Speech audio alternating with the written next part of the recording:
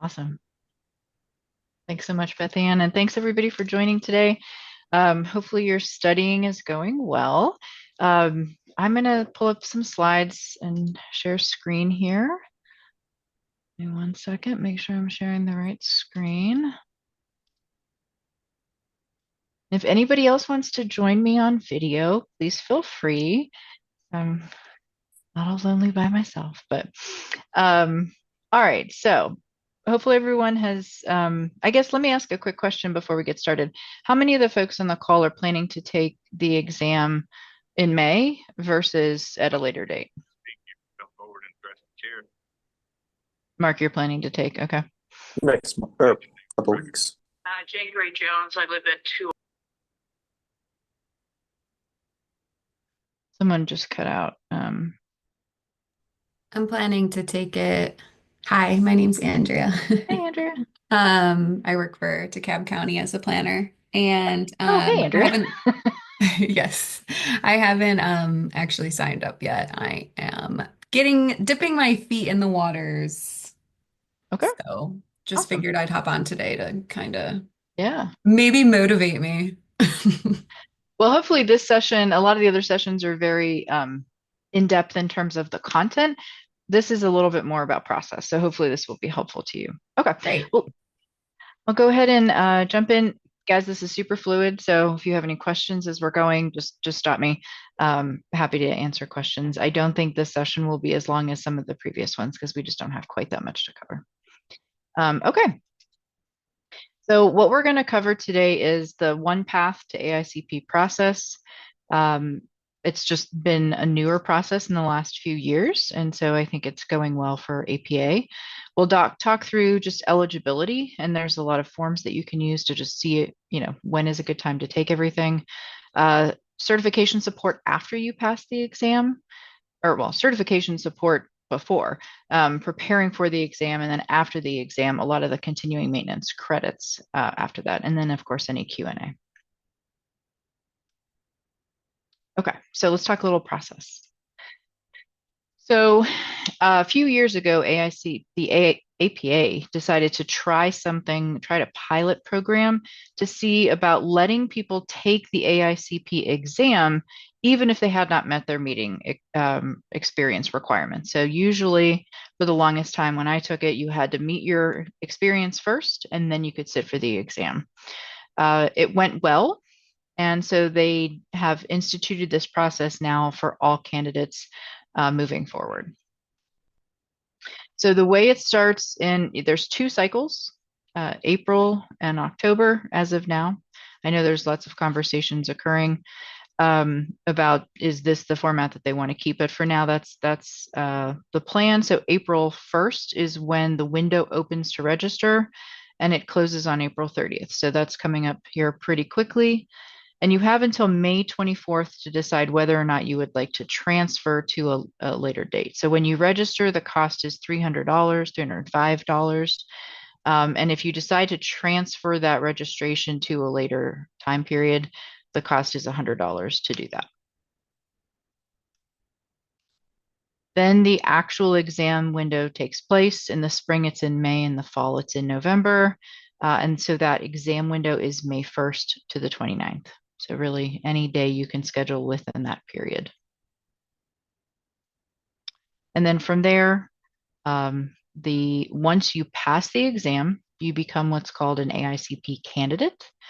And at that point in time, you are allowed to submit your experience and your educational background, and that is what allows you to then become a full AICP. So that window opens in the spring cycle. It's not really, June is not really super spring. It opens on June 2nd and closes on June 30th. So we'll go a little bit more into detail on some of the windows. I'm gonna move you guys off my screen here. I just realized y'all were sitting down there with me. Okay. So that's a little bit about the overall process. So the second time when you get to the application for the education and experience, that's another $305. So the reason that they actually tried doing this, a lot of times, if people would pay upfront the entire fee and maybe they didn't pass the exam on the first try, then if they wanted to go back and do it again, they'd have to pay the full amount. And so, in order to not have people pay as much money in the event that they didn't pass the exam on the first time, they split it. And so, once you pass the exam, then you pay the second amount for when you actually submit your education and your experience. Okay. So APA has a lot of eligibility forms that are really just meant to help you understand if you meet all of the experience and educational requirements. So there's a handful of different things that we'll just talk through in a little bit of detail. The AICP certification guide. There's a couple different worksheets for planning experience and an assessment and a professional planning experience worksheet. They're very similar, but they're meant to kind of do two slightly different things. And then there's an interactive experience calculator that you can use as well. And then there's another separate worksheet for planning curriculum. So if you go to APA's website, under all of the AICP exam materials, they have an AICP certification guide. It is updated a couple of months, I think, prior to the opening of each of the exam windows. So the one that is currently on the website was updated for this spring. So you can go there and download the document. It has all of these different worksheets and things like that that we're talking about, with additional detail on, taking the exam and what kinds of experience that you need afterward.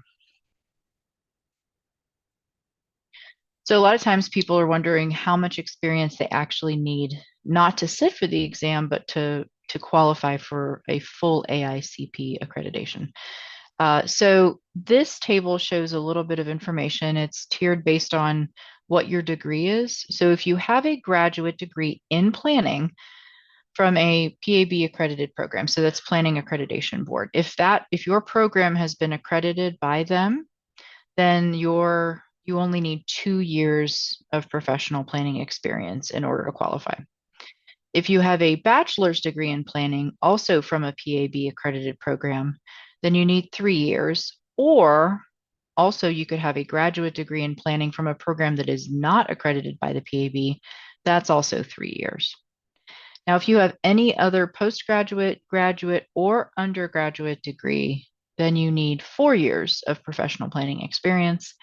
And the really nice thing about APA and the AICP certification is that you also are eligible, even if you have no college degree to be able to show, you can still become a certified planner through APA with 8 years of experience. And so that's kind of the tiering structure, and that gives you an idea of how much experience you're going to need to submit to APA in order to be able to become fully accredited, fully certified. Okay, so here's some snapshots of these worksheets. So the first is the planning experience assessment worksheet. And it really just helps you to figure out if your professional planning experience meets the criteria for certification. So 3 overarching criteria. You need to be able to demonstrate a professional level of responsibility and resourcefulness while applying a planning process appropriate to whatever that situation is. You need to be able to evaluate multiple impacts to a community when implementing professional planning tasks. And you need to be able to influence public decision making in the public interest. So those are the 3 things that you will have needed to do in your work experience to be able to meet those the goals for this section. So you can see on the right hand side, once again, these are all in that document that I just talked about. So you can see all of these worksheets there, but there's some check boxes there, and it gets, kind of showing the different areas of planning practice. So this is really just kind of helping you to track what work you've done and whether or not it qualifies. Now there's also the professional planning experience worksheet. It's more of a yes/no checklist. None of these things are ones you're submitting. This is really just to help you. And it's really to make sure that if you need any new experience in different areas that you haven't had yet. For each of the positions that you want to submit for experience, you want to probably finish one of these worksheets for each of them, just to make sure that different jobs come with different skill sets and experiences. So just recording those separately. And you can also, if you, so for instance, I'm an engineer and a planner. Some of the work I do is a little bit more in the engineering space, some of it's more in the planning space. And so sometimes, depending on what that role is, you might want to prorate the amount of experience that you have, just recognizing that 100% of your job may not be planning. So I know a lot of people get into that where they say, well, I'm doing planning, but I'm also doing this. And so you just might need to anticipate that you might get partial credit essentially for some of your experience. So here is the interactive experience calculator. You put in your school and it automatically knows then, if it's a PAB accredited program, what was the program, what degree, when did you graduate, and is it a planning degree specifically? Um, so that information will then help you to do some calculations. And then finally, the planning curriculum worksheet is only something that you really want to fill out if you did not go to a PAB accredited degree program, graduate degree program. So it just really kind of helps you think through, do I need 3 years or 4 years of experience in order to qualify? And it's really just yes or no responses. So that just helps if you didn't go to a PAB school.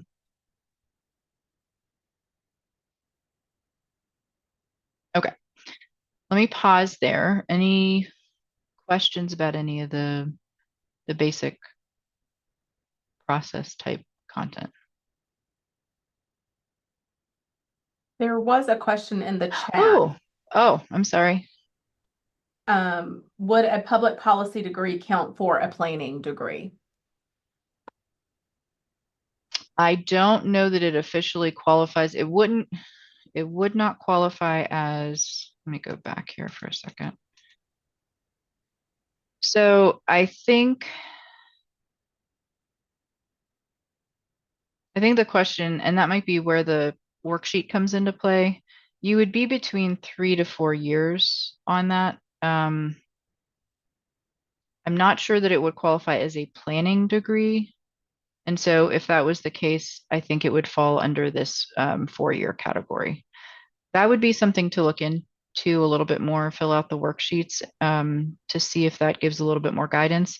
I will also say there is an AICP email address, and they are actually extremely responsive. They've got staff answering questions all the time as the professional development officer. Oh my God, we jumped in. I never introduced myself. I am so sorry. My name is Cristina Pastore. I am the Professional Development Officer for the Georgia Planning Association. I'm also a transportation planner and engineer at Kimley Horn, and I'm apparently forgetting things. So I apologize. But as the PDO for Georgia, a lot of times when I have questions, I will reach out to APA through that AICP email address, and they're very responsive. So I think if you've got a question about that, that would be something that they can help with as well. But I think I'm leaning more towards the 4-year, since it's not an official planning degree. And yes, Andrea, I see your hand is up as well. Do you have? Yes. Just a question on I think it's called the worksheet. Is that something you suggest to do well, I guess kind of everything we just went over before you sit for the exam, or do you recommend sitting for the exam and then to get the actual certification, going through this after? I mean, ultimately, you can sit for the exam whenever. So doing the worksheet doesn't necessarily impact, whether or not you can take the exam. It really just helps you to set expectations as to how long it might be. If you're especially kind of newer in your career and not sure whether or not you have enough experience, you might just end up waiting. So once you pass the exam, let's say you're not quite eligible yet, then you can, just wait a year or two and then submit your experience after that. You don't lose anything from the exam side. So it's really more just about, I think, you understanding how long it might take you, what to get your full certification. But yeah, you can take the exam whenever. Gotcha. So you can sit for the exam and then you don't have to submit all of the experience by a certain time frame? Correct. So let me hop back there for a second. So ultimately, this is the when the window's open, but let's say you sit, this May for the exam, but you realize you don't have enough experience to submit in June. Well, you can wait until you can wait until December to submit. You can wait till the following June. So yeah, you can once you've passed step 2, you are what is considered an AICP candidate. It can go in your email signatures. I mean, it is an official title, but what it means is you're not fully certified. So until that point in time when you have the experience and APA approves you, you just carry that AICP candidate title. Gotcha. Thank you for the clarification. Absolutely. And thanks, Beth. And I moved everybody up there and then I lost track of any sort of questions. Okay. All right. Let's talk a little bit about some certification support. So I think one question that's always really good to find out is, does your employer pay for any or all of the costs associated with certification? So there are obviously the costs of the exam and the certification itself. There's costs of studies, right? So you can sign up for different programs that cost money. And so will they help you with your preparations? And then there's also costs to maintain your certification. So in order to be an AICP, you must be a member of APA. And so that comes with an associated cost as well. And then in some cases, in order to maintain your CM credits, your certification maintenance credits, you might want to go to conferences or attend webinars that you have to pay for. So there's all of those associated costs. And so some employers are really good about covering everything. Some employers cover some things, but definitely ask those questions because you definitely want to take advantage of that if your employer offers it. There is also a diversity scholarship. As of now, APA they've had the program for a while, but they changed the way that it operates. Generally, overall, the concept of it remains the same. So we want a diverse community of planners because we represent a diverse community of people. And so they are really trying to encourage more people to be planners so that you don't kind of have that same kind of standard cross-section of individuals in representing the planning community. And so in order to do that, they're awarding scholarships to help students who maybe have trouble paying for and maintaining some of the AICP kind of credits. So it's ultimately to help you get through the exam process. So as of right now, the way that they're doing it, 50 scholarships are awarded on a lottery system. And I believe that is twice per year that they're doing that now. Applicants must be APA members, and there's an application process. So the cycle for this spring 2025 is closed, but as of what APA says on their website, and this is all information that's on website, the next cycle for the fall will open in July or August kind of time frame. You can use the scholarship either for your exam or for the experience portion of the submittal. So let's say you take the exam now, but you don't submit your experience until the fall. If you wanted to try to submit for the diversity scholarship, you could potentially do that in that July-August timeframe. So if it's something of interest to you, keep your eyes open and monitor APA's website for the next opportunity. Okay, let's talk a little bit about preparing for the exam. Are there any? I see chat.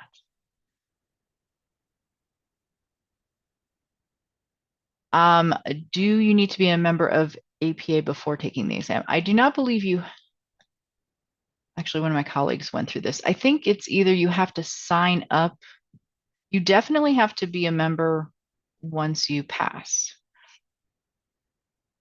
I apologize. I will need to look into that. I'm going to make a note and get back to you. We just talked about this and I don't remember what the answer was.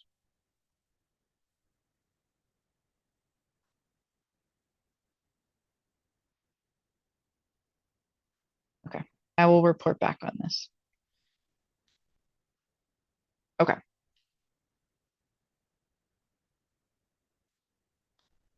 Okay. So in terms of the exam content, it really a lot of the topics have remained the same over the years.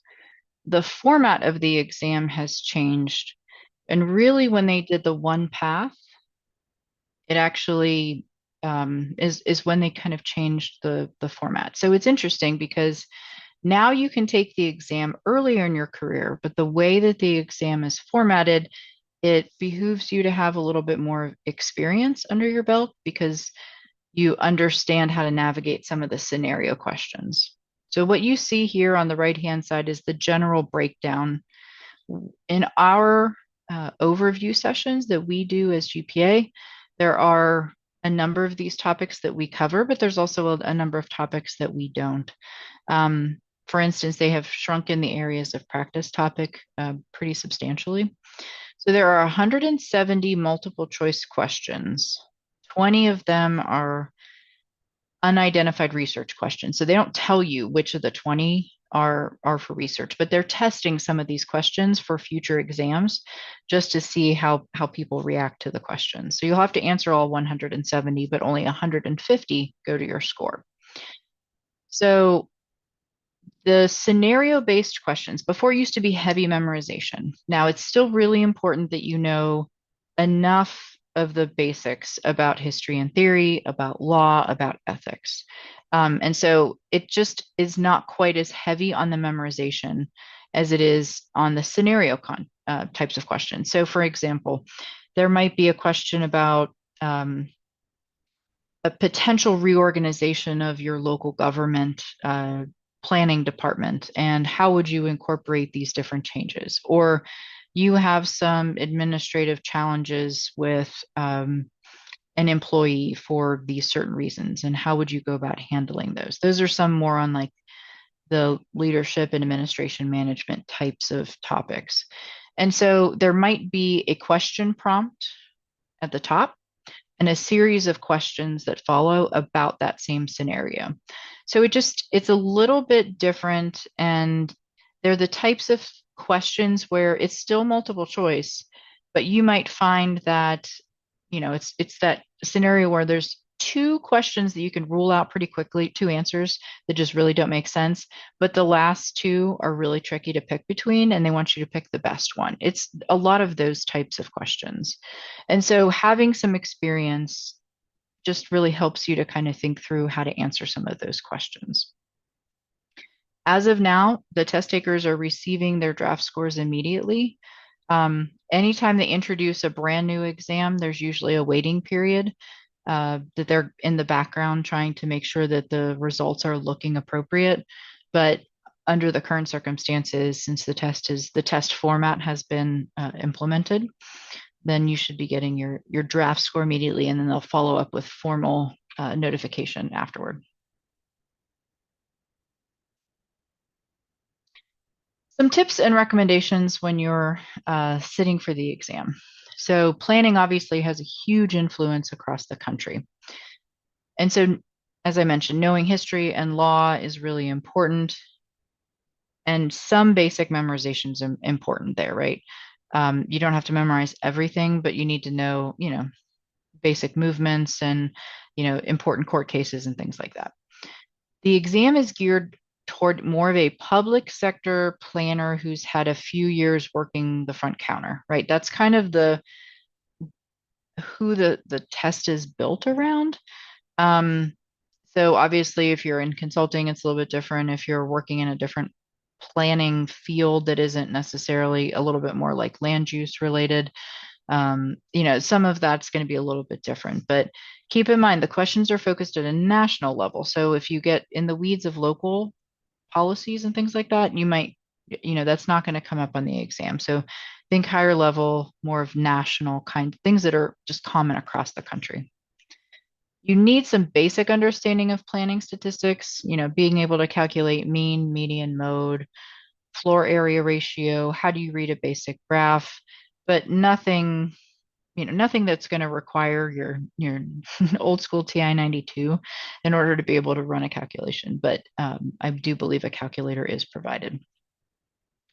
And as much as a lot of these sessions are helpful for just kind of learning background information, really the best way to kind of get comfortable with taking it, especially if you don't love taking standardized tests, is just practice. Take the practice tests over and over again. Don't rely on them as your core knowledge base, but it's really going to help you to understand. So I think if you have a handful of practice tests that you can take one early on, kind of after you get some studying in, and just use that as a baseline to try to see where you are. Because ultimately, if there are areas where you're stronger, especially if it's an area of practice that you spend a lot of time in, you might not need to spend much more time studying those specific topics, but having more time to focus on some of the topics where you're not quite as comfortable would be helpful. So just practice and practice some more, and that'll help you really get comfortable for taking the test.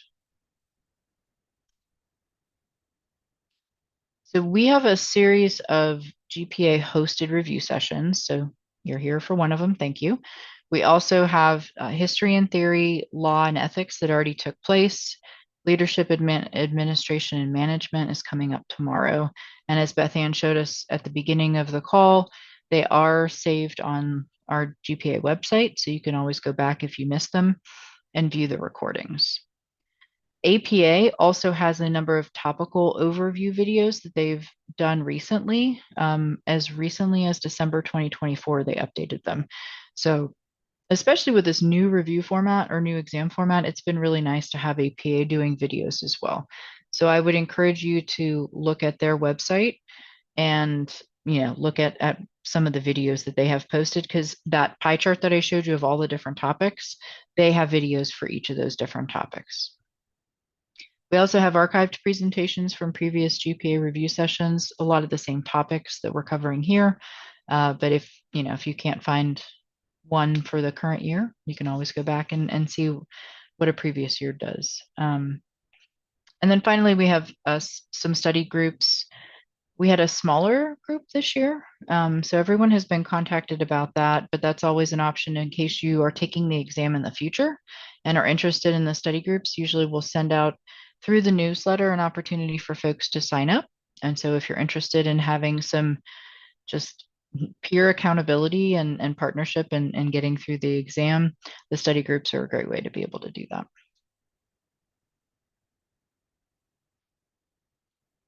APA also has a lot of resources.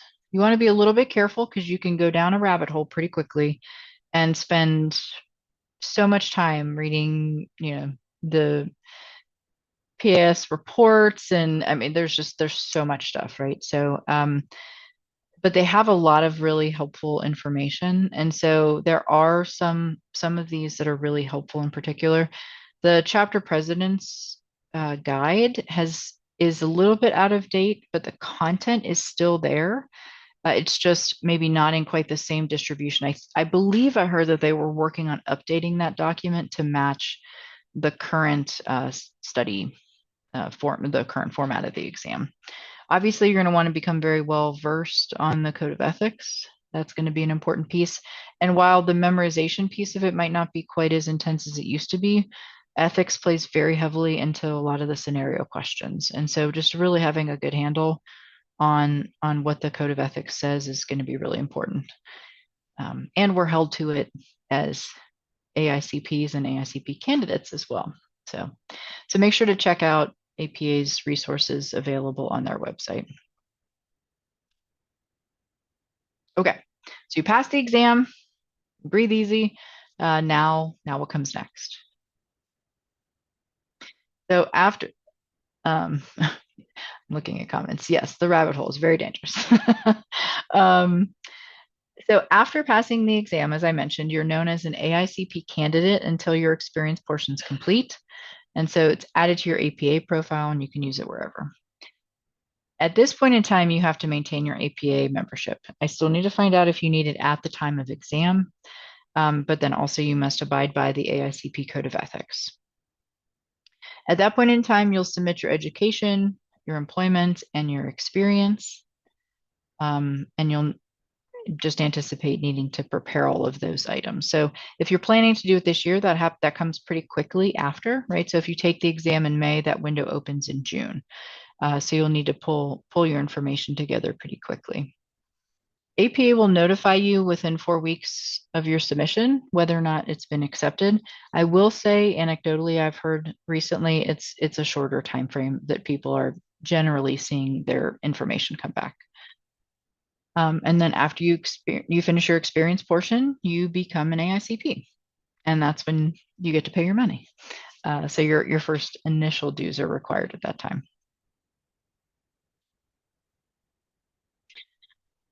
So we don't get to just pass the exam and get our experience in and become an AICP and then we're done. There are, of course, certification maintenance to make sure that we're staying on top of our field, right? To be, the best planners that we can be and state of the practice, right? So you have to earn 32 credits every 2 years. So on average, 16 credits per year, but you have 2 years to get those in. For every training hour, you get 1 credit. So if you come to the conference and there's a session is 1.25 hours, you'll get 1.25 credits for that session. And Beth Ann is so gracious to be able to submit all of those to APA for everything that we do for all of our CM credits. Beth Ann is the one that helps to coordinate all of that and get it listed on APA's site. So within those 32 credit hours, you need to have 4 hours that are specifically designated in 4 different categories. So you have to have 1 for ethics, 1 for law, 1 for equity, and 1 for sustainability and resilience. So you'll notice, especially when you go to the conference, they will be identified as such. If they are, 1 or more of those different categories, it'll note that. Also, when you go to sign up for ones online, a lot of times it'll show you whether or not, this qualifies for law credits as well. So at the end of that 2-year period, you need to have those individual 4 hours met as well. And then you can carry over a maximum of 16 credits per reporting period. There are also mechanisms for self-reporting.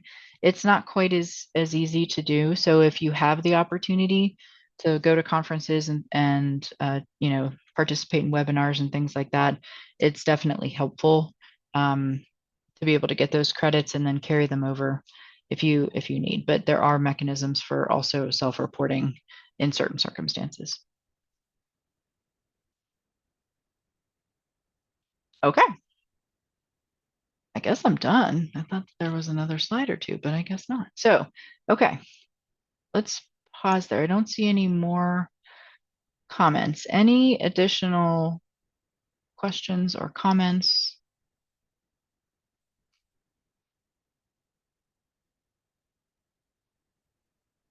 Any additional feedback? I'm going to see if I can message a colleague and see if he can answer my question about APA membership.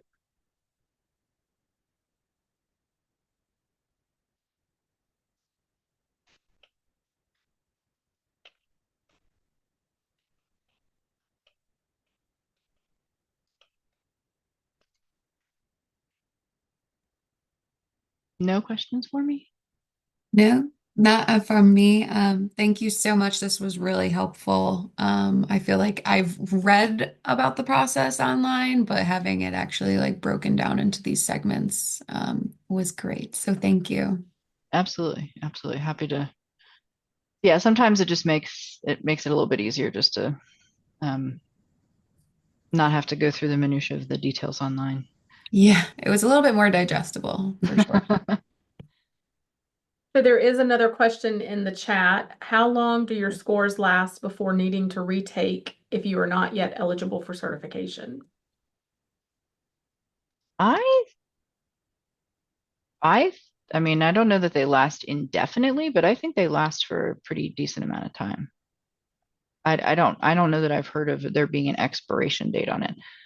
I can look into that a little bit more. It's probably available online, but I'm not totally sure. But I've not heard of anything. I would imagine like waiting 10 years might be a challenge.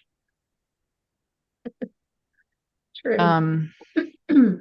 Let me see. My colleague just got back to me. That's what it was. You can see test availability without being a member, but you have to be a national member, not just a state member, to take the exam. I remembered he went through this. And I think actually he emailed the AICP email address in order to find that out. Yes, so AICP@planning.org is the email address. And that they're really, really responsive. But yes, you can see that you like whether or not there's availability to take a test. You just have to be a member in order to actually sit for it. So got that question answered. There's other sources of information available online as well from a study perspective that I wanted to make sure the Florida PDO, Henry Bittaker, is a phenomenal resource. And so a lot of people take his sessions as well. Prometrics is another one that people do a lot. That one you have to pay for, but I know you get some study practice tests with that as well. So those are other good resources that I wanted to make sure to share.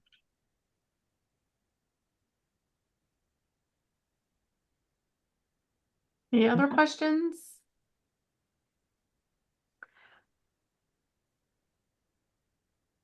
Yes, thank you. Ohio has some good stuff too. Thanks, Howard. Well, I am sure Christina will be happy to answer any questions if you think of them or didn't feel like asking them during this session. But I'm sure if you contact her, she will be happy to answer those questions for you. And she did indicate about all of the different, resources available on the APA website as well. So if there are no other questions, we will wrap up today's session. And again, a reminder for tomorrow's session, let me get my calendar back out. It is from 10 to 11:30 on leadership with Jeff Rader. And so that link is posted on the website. Thanks so much. Thanks, everyone. Thanks, everyone. Best luck. Thank you. Have a good one. Yeah.